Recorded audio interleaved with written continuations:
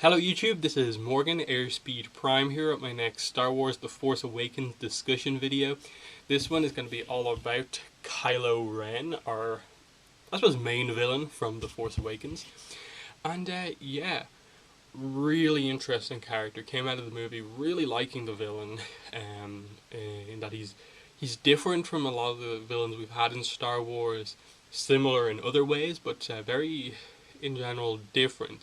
The main reason for that, obviously, being that he's a villain, absolutely. Like, you feel some sympathy for him at the end, and there's like some hope for him, I suppose you have, that he could switch back to the light. But the thing is that he's dark side user primarily, but he's being tempted by the light, and that's something we have never seen really in the movies, but we've had references to in the EU, in the sense that there was a Sith Lord, Darth Gravid, who was also tempted by the light and nearly, in turning from Sith to Jedi, almost annihilated the whole grand plan of the Sith. That obviously ended with Palpatine. So there's precedent for this happening before, but to have such an important character that we really know about in Kylo Ren, Ben Skywalker. I'm going to call him Ben Skywalker just for easiness of making the connection that he is a Skywalker. He's from that same lineage in terms of being extremely powerful in the Force and being quite easily kind of swayed from one side to another. It's hard to keep the balance in the Skywalkers.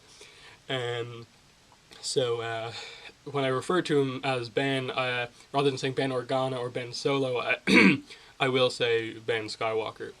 So yeah, so straight away, interesting concept of just this guy who is trying to be better than Darth Vader. He, in a way, looks like him, all black, wears a helmet, has a red lightsaber, but it's not all there, in that you get the sense that this is almost like the sort of outfit that Anakin would have if he wasn't so badly injured, requiring all the armor to keep him alive.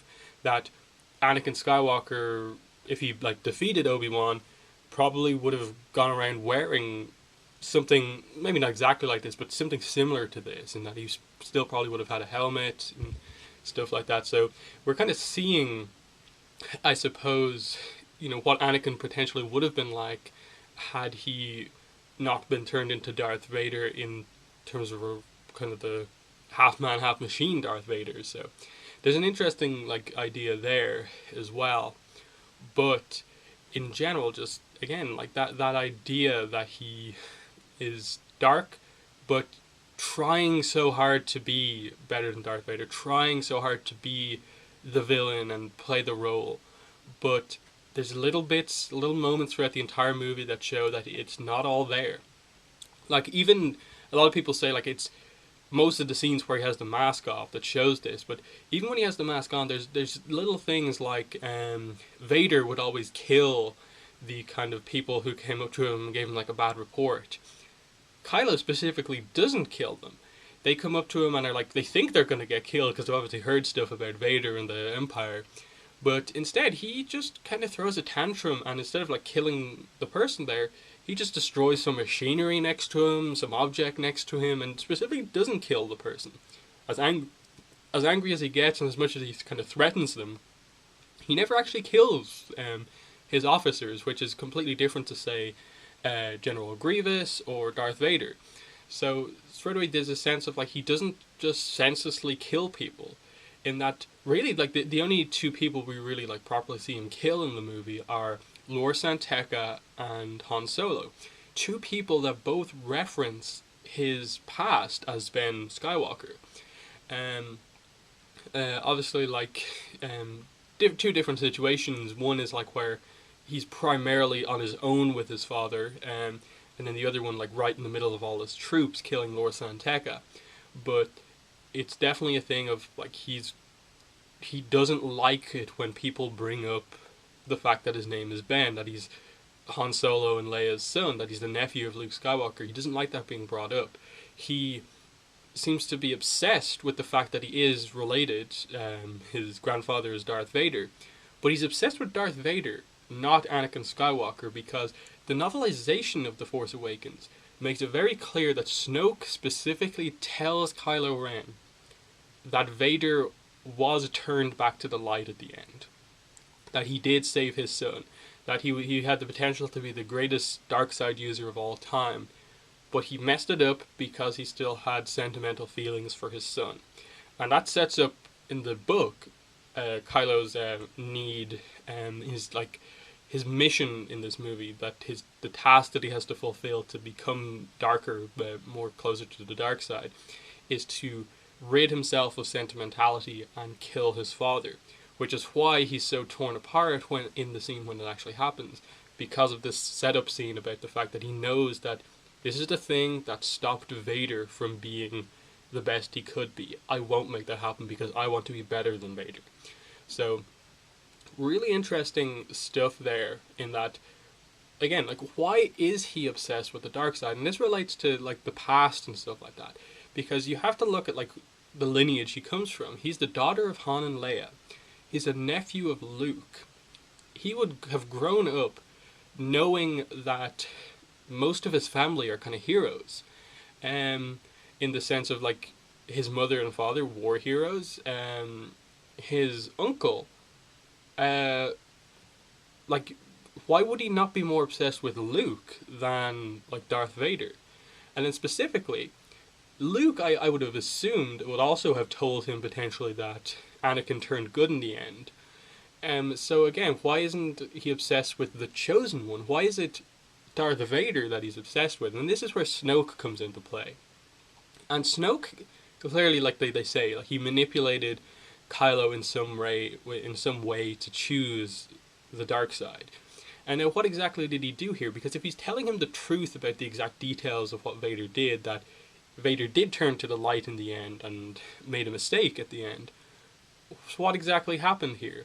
Like, I'm kind of getting the sense that he potentially used the Force to manipulate, say, like, Vader's helmet, his ashes, or whatever, and when Kylo got them and started kind of treating them like an altar and basically talking to them to try and connect to the spirit of Darth Vader, that potentially, like, Snoke put some sort of a vision in there that made it come across that, like, Vader showed him some sort of a power, spoke to him and said, I made a mistake in saving Luke, you have to make things right and become better than I am.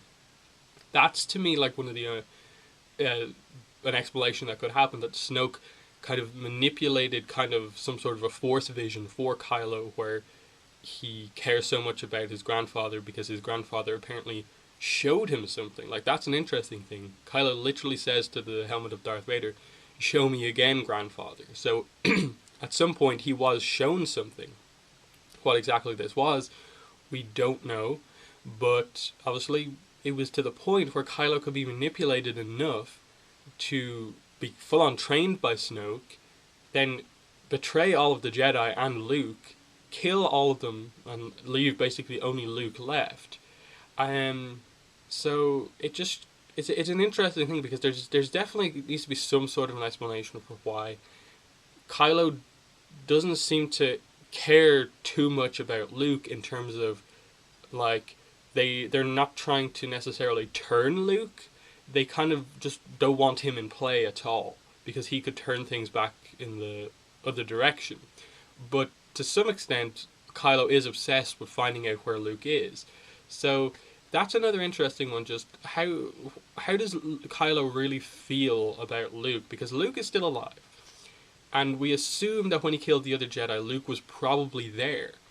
Did they have a lightsaber battle, but potentially Luke couldn't kill Kylo because he's his nephew, and maybe that's why he's gone into some sort of retreat, that Luke is kind of stuck in this position where he could come back and and probably could kill Kylo. He's probably powerful enough to do so, but he'd be then killing his own nephew, and he doesn't want to do that. So he's torn in this kind of dark side, light side thing, where the light side thing to do would be to kill the new Dark Lord, but the dark side thing would be that he would be also killing a member of his own family. So there's definitely something there, absolutely.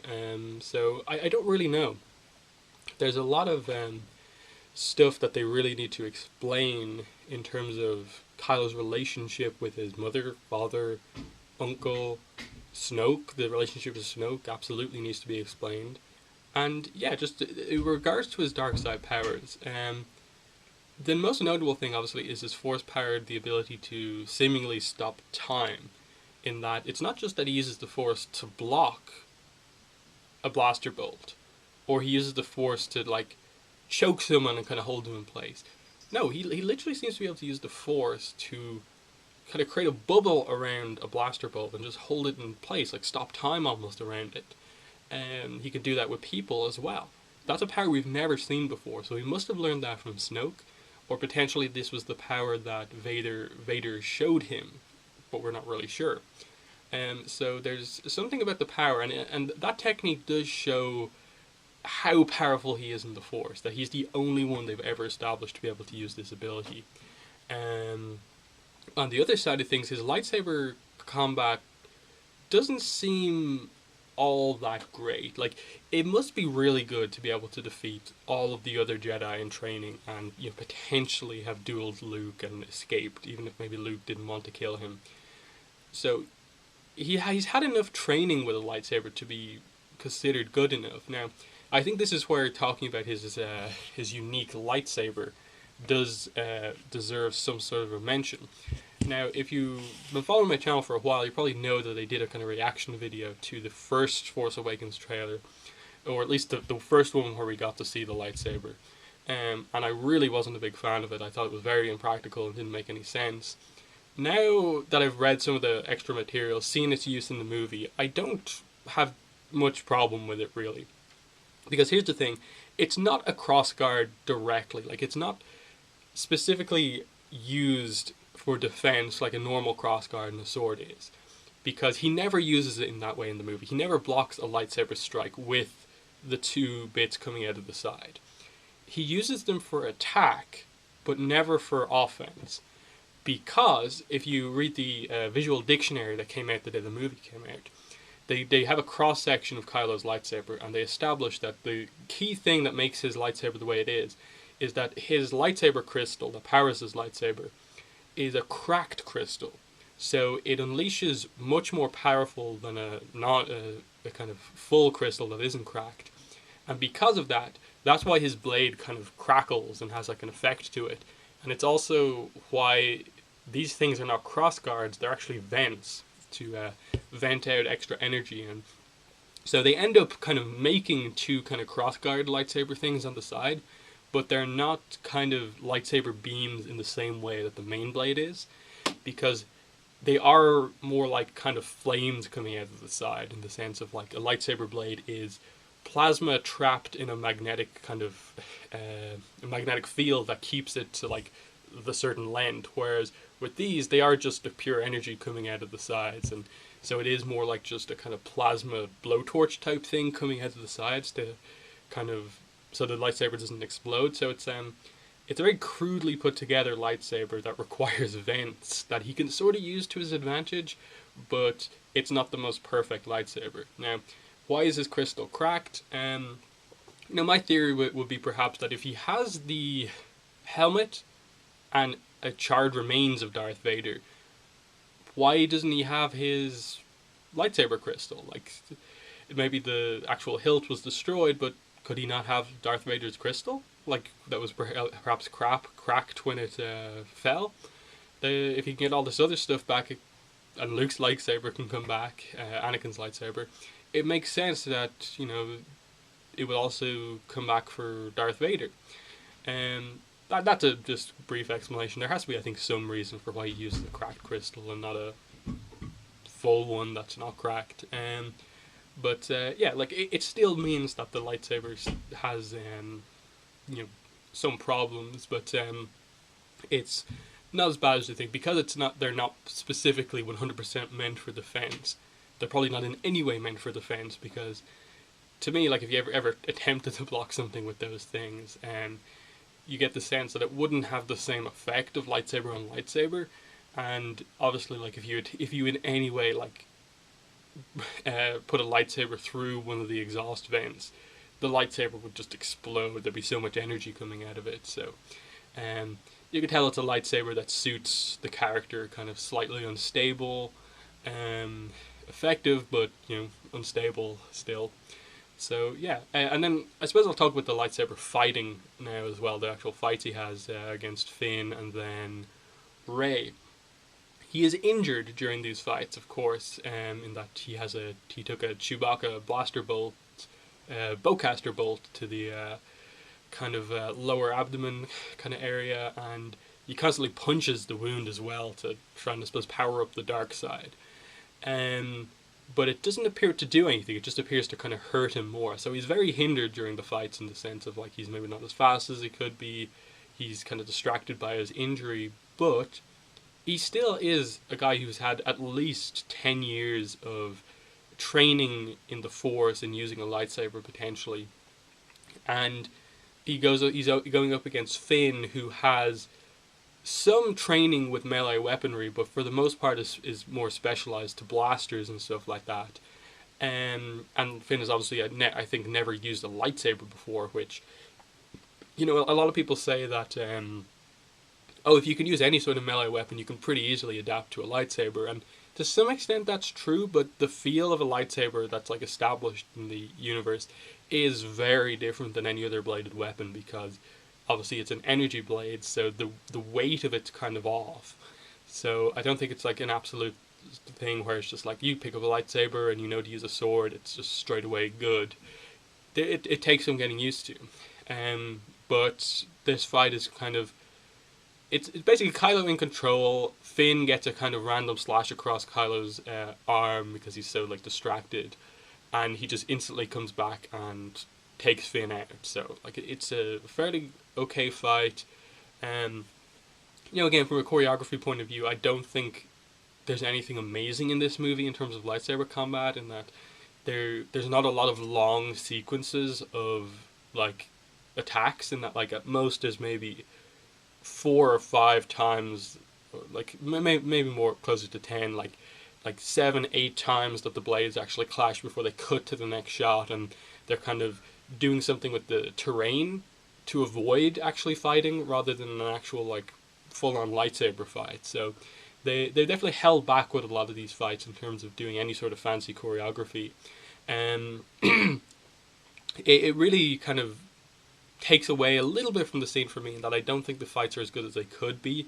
A lot of people say they feel very original trilogy-like, the weapons feel very heavy and stuff like that, but that's not the point. Like, that's never really been the point of a lightsaber, that the strikes are meant to be heavy.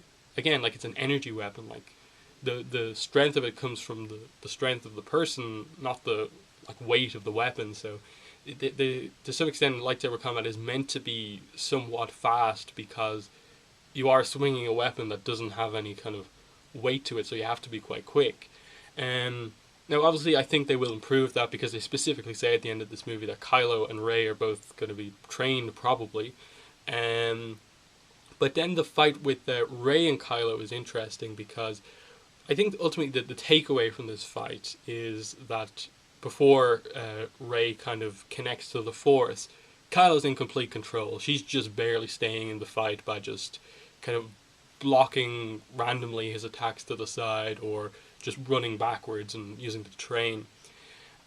When she does connect to the Force, the key thing you're meant to take away here is that kind of Kylo is meant to be more powerful at this point in time, having killed his father, but is not. And in fact, this random girl who is just connecting to the Force for the first time, like just a couple of hours ago, can completely temporarily overwhelm him with the power of the light side of the Force. And now that is the takeaway you're meant to come out of this movie with, is that Kylo has done everything possible to become more powerful in the dark side of the Force, and has went as far as to kill his father, and it's basically got nothing out of that. And this girl, who's completely new to the Force, just closed her eyes for a second, connected to the Force, and kind of blew him away. That's what you're meant to take out of this. Though I do think they could have done that a little bit more effectively without it being kind of Rey comes back, uses the Force, and there's suddenly a lightsaber master almost, and kind of blows Kylo away. I would have preferred it for kind of Kylo as a character to just get the sense of that's the power of the light side, rather than, oh, she beat me in lightsaber battles. That the saber lock she temporarily like overwhelmed him, like does the saber block, does the slash, gets the cut on his face, and then like force pushes him like into a tree and like injures him.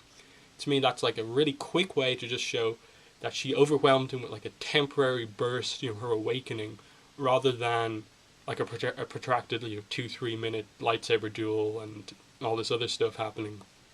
And I think they just went a little too far with regards to Rey dominating the rest of the duel, whereas I think the quick, like burst of strength slash force push has the same effect without kind of making Kylo look really bad. But I don't have too much of a problem with the fight overall. I want to make that pretty clear. So yeah, and we end the movie with an injured Kylo Ren. Not like severely injured, but he's got a slash across one arm, a stab through the shoulder, slash up his face, and potentially a slash on like one of his thighs or something like that.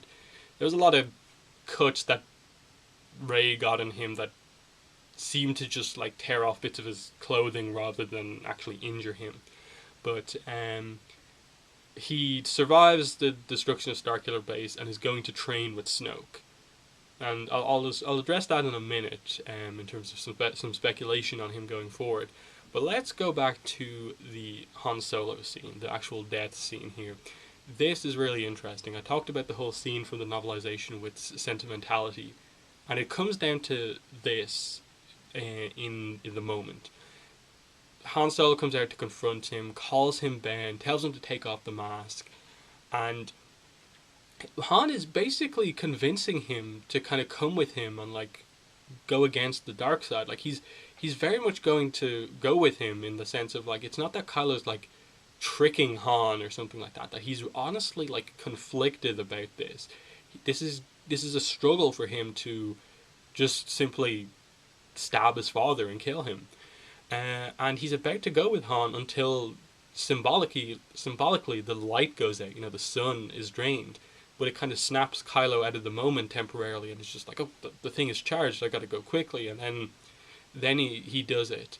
And it's meant to make him stronger. Like, this should make him stronger. This is a key dark side thing, for some dark side users, it's killing someone close to you like this, and getting rid of, like, caring deeply about attachments in that way. And it doesn't work. Like, instantly he is so distracted by this that he's shot by Chewbacca. He walks out and battles two people, defeats the first one but gets injured by him when he shouldn't have, a non-Force user. And then this girl, as I said, like, temporarily overwhelms him. Like, it's a bad day for him in the sense of he should have become much more powerful after this day, but he's now very, I suppose, he leaves this movie being very confused about where his power comes from, in that he wants to be a dark side user, but he's being tempted by the light and is constantly seeing like Rey use the light side of the Force and become much more powerful so quickly. So they've definitely left that open, that this is a guy who potentially is going to like switch back that sometime down the line. I assume like the next movie will probably explain in the first place how Snoke tempted Kylo to the dark side, plus what he's going to do with him now that kind of Kylo has failed and is kind of doubting himself. What's going to happen next? Is he going to have to kill Leia?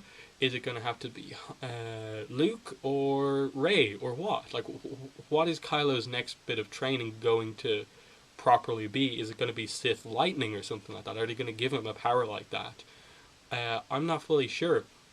The only thing notable from other material is that the visual dictionary mentions that Snoke has a huge interest in Kylo because of his like ability to use like both sides of the Force. That because he's so conflicted, he actually uses a bit of the dark and a bit of the light, and he likes that or something. So they may be really trying to go for that he uses both sides techniques, but is just really conflicted throughout the whole thing.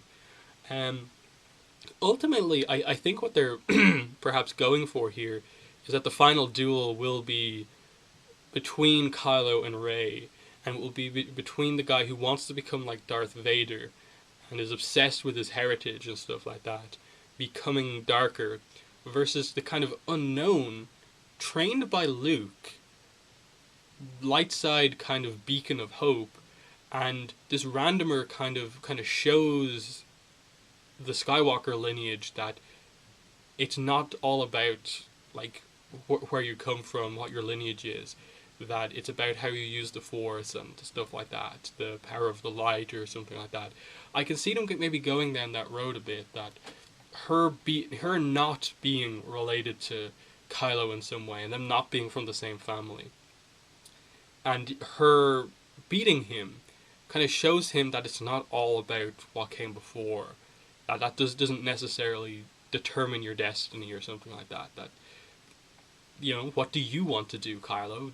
Do you actually believe in the dark side of the Force, or do you actually want to be part of the light, even though you've been led to believe the light isn't as strong as the dark, or something like that? I could see them maybe going down that road. But again, we're not fully sure. There's a lot of mystery around what exactly happened in the past. Some people are speculating that perhaps the Knights of Ren were also killed by Kylo, that Kylo was the one who potentially put Rey on that planet and he didn't want to kill her, and they perhaps do know each other from the past. I'm not sure. But the key thing for me, definitely, in terms of his arc going forward, is the conflict within him between the light and dark side of the Force, and how that relates to the various members of his family. And that he's obsessed with Darth Vader, but doesn't seem to mention Anakin Skywalker ever. He doesn't seem... He seems somewhat obsessed with Luke, but much more so about Darth Vader, whereas you would think, knowing that Luke defeated Darth Vader basically in lightsaber combat, that he would be much more interested in like learning from his uncle, but that doesn't seem to be the case. So if Luke and Kylo meet in the next movie, it'll be very interesting to find out what that relationship is actually like and how that relates to Luke. But either way, they do seem to be addressing this whole cursed lineage of the Skywalkers, that they're all born with the ability to use the Force and be very powerful in the Force, high midichlorian counts. But within them, there's a hard time for them to balance both sides of the Force. Whether that be just stay on one side of it, they struggle to do that without being tempted by the other, or having a balance of the two within them. And that's what's so interesting about Luke and also Kylo going forward, in the sense of that Luke was very much tempted by the dark side in the originals, but found a balance within himself, in the sense of like he has the mechanical hand that somewhat represents the darkness of the Skywalker line, but is primarily for the light and continues to fight for the light. Whereas Kylo, you know, is obsessed with the dark part of their family, but is being tempted by the light. Really interesting character, but in the comments let me know what your thoughts are on the character and my discussion video here. But other than that, thanks for watching, and bye.